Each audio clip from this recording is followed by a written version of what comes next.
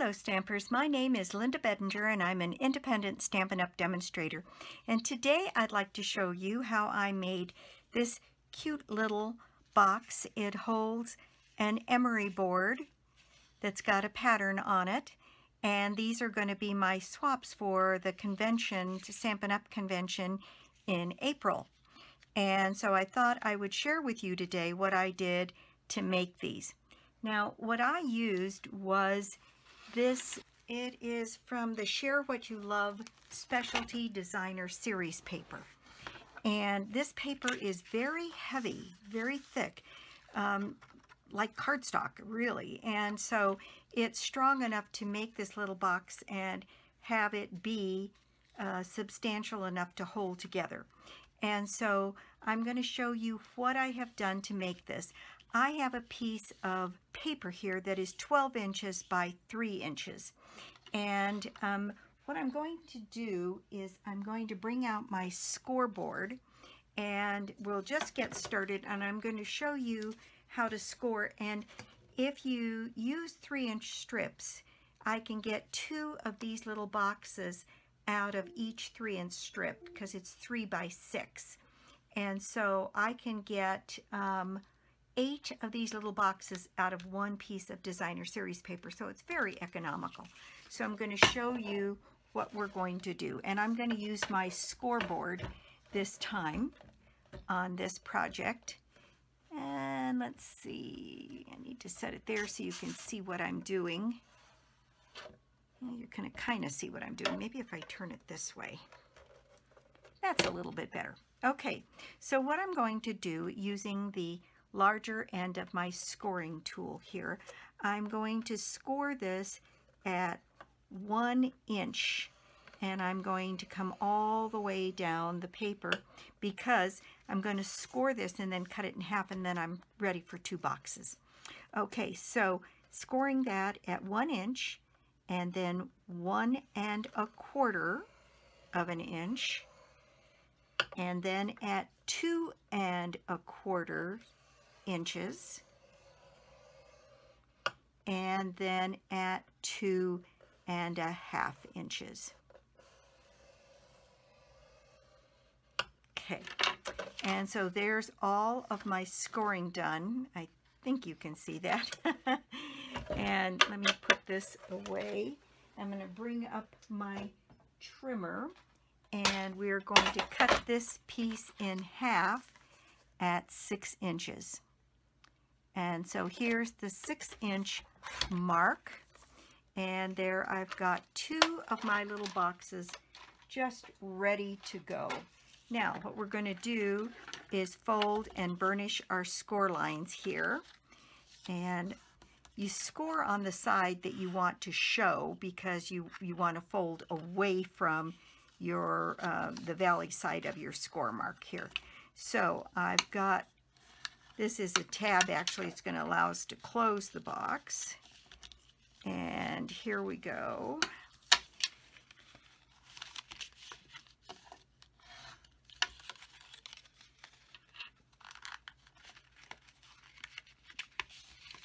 All right, and there we go. All right, the second piece of paper that we need for this, I chose Old Olive because it's complementary to this.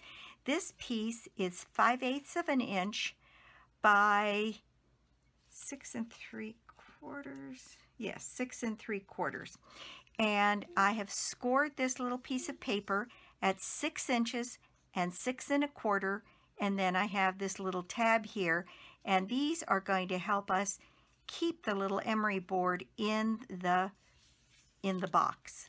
So we have these 2 pieces, and that is essentially what we're going to use to make our box. Okay, to put this box together, what I'm going to do is I'm going to fold these 2 pieces together here, and I'm going to attach my piece here.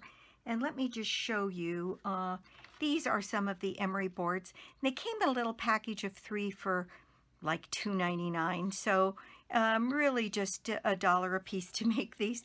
And so it's got to slide in here and take up the emery board, but I don't want the emery board to be able to slide out the bottom, and I wanted to keep this to 6 inches so I could maximize my designer series paper use.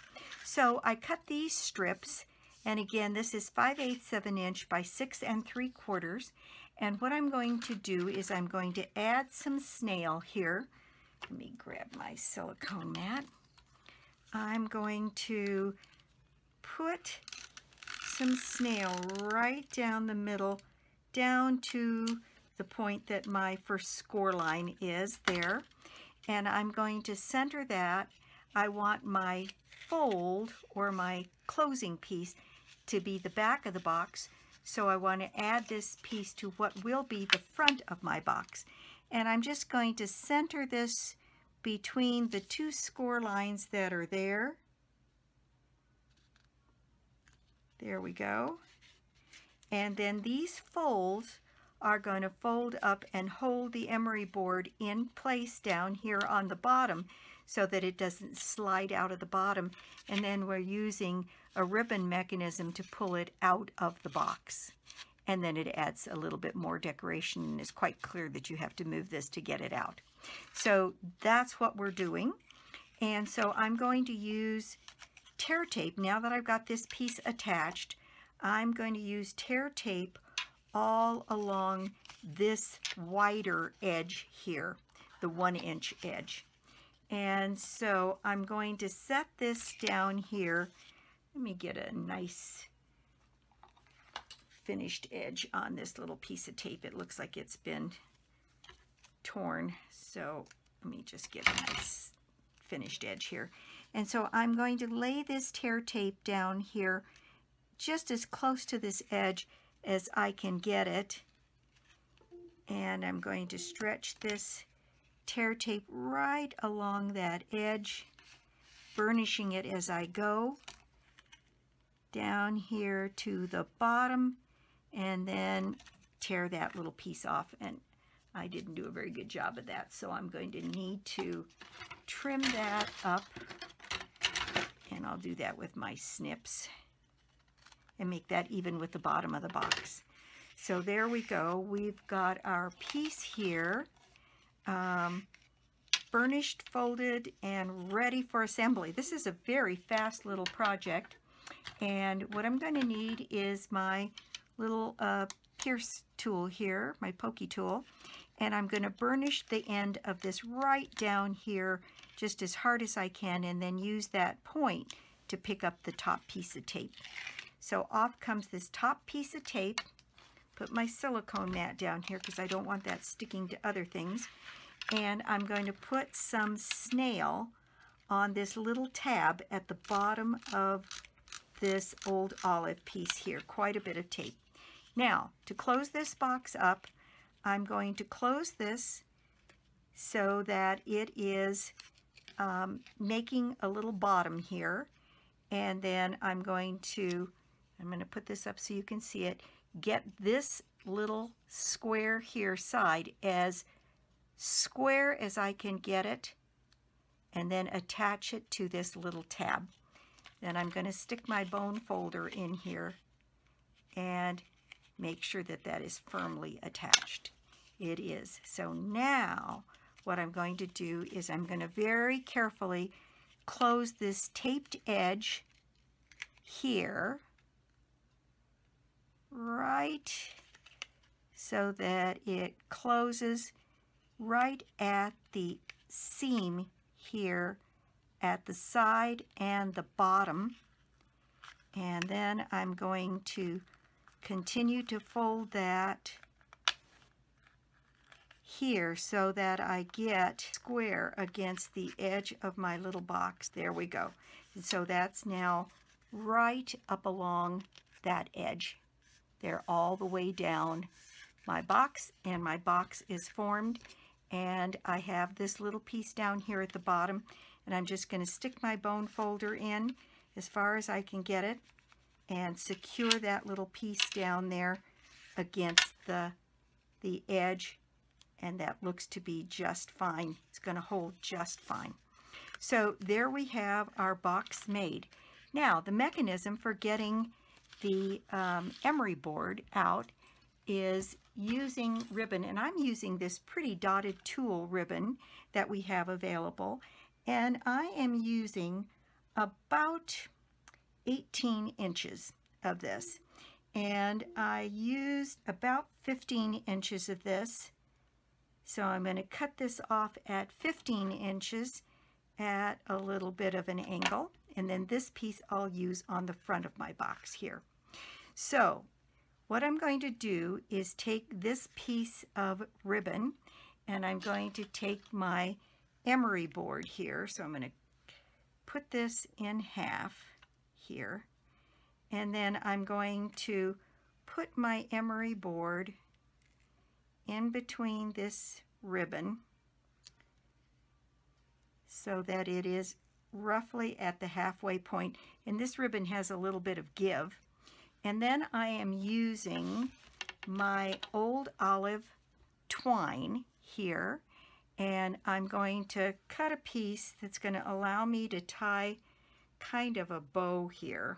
So I'm cutting this at roughly about 18 inches and then doubling it, folding it in half. And what I'm going to want to do is I'm going to want to tie this ribbon and then put the emery board back in. So I know that that ribbon needs to be tied tight right about there. So I'm going to slide this material, this twine, underneath, and I can always check it again against my emery board.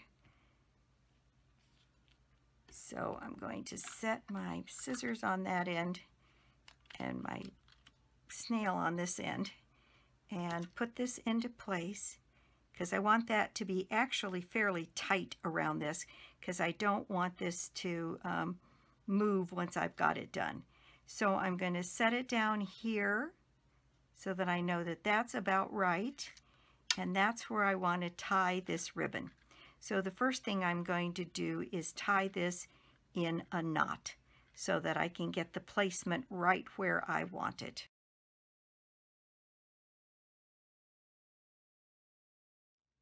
Okay, and I think that that still works here.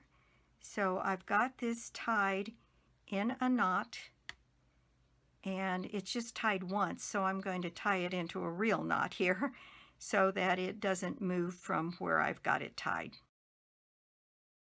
So that's in a good knot now. I know that's not coming loose, and I'm going to test to see to make sure that my emery board still fits in here. And it might be a little bit of a stretch, but that's perfect. That's exactly what I want. I don't want this to be loose. And there I've got that tied just the way I want to. And actually I can move this knot down just a little bit on my ribbon here, and it'll fit even a little tighter, which is fine as far as I'm concerned. Okay, so now that I've got that measured, what I'm going to do with this twine that's here is I'm going to tie a bow, and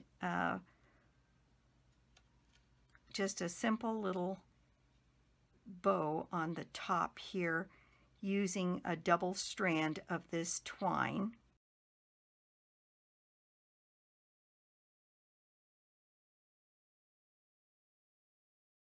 There I've got my bow tied, and this is my tail here. And what I did, once I got my emery board placed in here, and let me do that while we're doing this, tighten that down on top of the emery board, and then I cut all of the bow ends, the loops here, so I ended up with just a top knot of some of this twine at the top with this piece, and that is what's going to fit inside my my little box here. And then all of these things are what you pull to reveal what's inside. So there we go. And so I've got this fun little bit of string here at the top going every which direction, and that appealed to me. Okay, so then we need a couple of pieces of scrap, one of old olive and one of mint macaron is what I use. Those are companion colors that work with this particular designer series paper. And what I did was I used my stitched oval frame, and I used the stamp that just says hello. Oh, I'll have to put the name of the stamp set on the screen for you. But this one just says hello very simply. And so what I did was using my Momento ink here to put my sentiment down here. And then I used my stitched oval frame here to cut out my hello message. And I've already done mine, so there's my hello. And then I used one of my scalloped dies from the layering ovals here.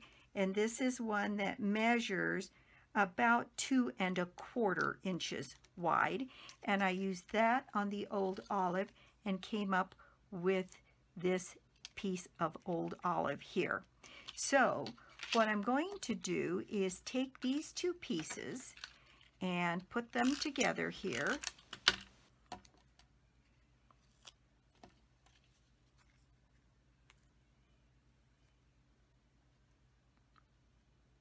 So that my scallops are pretty evenly showing all the way around here. And that is the sentiment I'm going to use on here. Now, we had this other little piece of tulle ribbon here, and I'm going to take it and I'm going to cut it at a diagonal so I have some pretty little ribbon ends here. And I'm going to put that down here, put a little bit of snail to hold that ribbon down across that piece. And then I'm going to take a couple of dimensionals and raise this message up